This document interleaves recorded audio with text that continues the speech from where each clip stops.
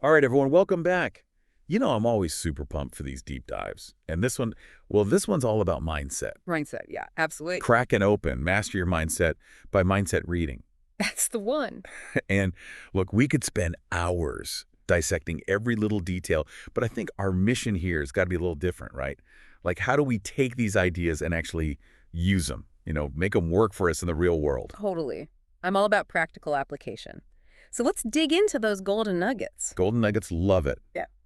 Okay, so the book kind of jumps around a bit, Yeah. but I got to say the whole thing hinges on this one concept for me, self-belief. Oh, yeah. Couldn't agree more. It's like the bedrock. Everything else builds on that foundation. Exactly. And the book actually makes this really cool point. It uses this analogy of two people, right? They have the exact same skills, Yeah. same talents, everything. But one believes in themselves and the other's riddled with self-doubt. Who do you think is going to actually reach their potential? No brainer, right? It's the one who believes they can. It's not just some fluffy feel-good stuff. It actually impacts how you show up in the world. Totally. But here's the thing. How do you actually build that self-belief? Because I've tried, the whole fake it till you make it thing. Just telling yourself you're amazing when you don't feel it, Yeah. it just feels phony. Yeah, I hear you. The book talks about focusing on small wins. Instead of aiming for this massive, overwhelming goal, you got to break it down. Each little victory, no matter how tiny it is, it reinforces that, hey, I can do this feeling. Okay, so small wins, building blocks. Yeah. Got it. Yeah. But even with all the self-belief in the world, there's going to be bumps in the road, right? That's where this whole growth mindset thing comes in. Yes, the growth mindset. Everyone's talking about it. But how do you actually live it? The book has this analogy I love. Imagine you're learning piano. Okay, imagine picturing it. You hit a wrong note. Someone with a fixed mindset might say, see, I'm just not musical. But a growth mindset says, okay, that was off, but I can practice and get better. It's about seeing challenges as opportunities, not as proof that you're inherently flawed. So it's shifting from I am to I can become. I like that. Okay, so we've got self-belief. We're embracing the growth mindset. What about goals? Because I've totally been guilty of setting these vague goals like, I want to be successful, which gets you nowhere. Right. It's too nebulous. That's where SMART goals come in. And the book actually takes this concept a step further. It's not just about listing what you want, but also WHY. Oh, that's interesting. I haven't heard that before. Tell me more. So let's say your goal is to write a book. Okay, great. But ask yourself, why is that important to you? What's the deeper purpose behind it? That why becomes your fuel when things get tough. Okay, I'll have to try that. Adding that layer of purpose to SMART goals. Yeah. But even with the best laid plans, we're going to face setbacks, right? How does the book handle resilience? Because bouncing back is way harder than it sounds. Oh, absolutely. It's not easy.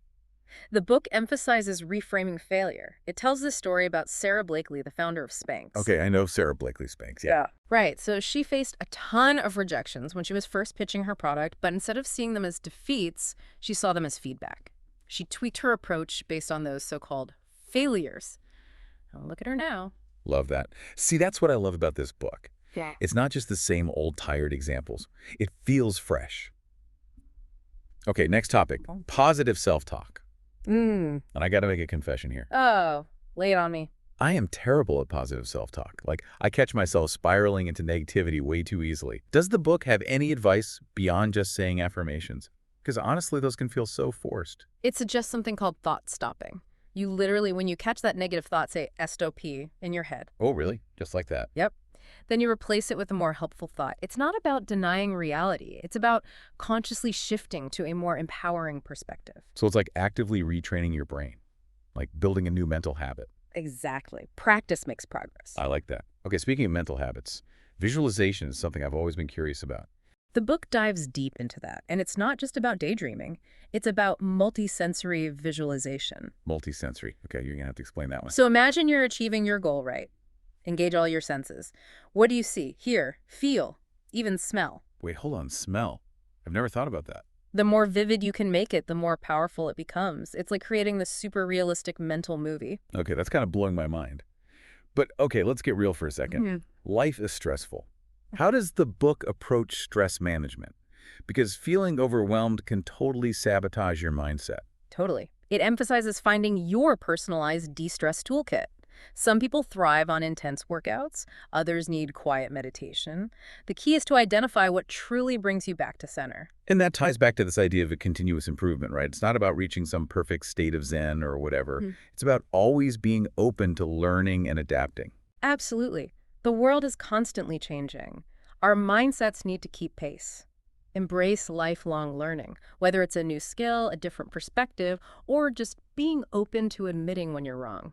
And you know what else plays a huge role in all this? The people we surround ourselves with. Oh, yeah, big time. Negative people can drag you down. It's like they suck the energy right out of you. But the book calls it your mindset circle. It suggests actively seeking out people who inspire you, who challenge you in a positive way, and who support your growth. So it's about being intentional, not just passively accepting whatever energy comes your way. Okay, so we've covered a lot of ground here. Self-belief, growth, mindset goals, resilience, positive self-talk, visualization, stress management, continuous learning, our circle. And all of this leads to action, right? Absolutely. All this introspection, all this work, it's meant to fuel our actions. The book compares it to running a marathon. It's consistent effort that gets you to the finish line, not one burst of motivation. It's about showing up even when you don't feel like it and trusting the process.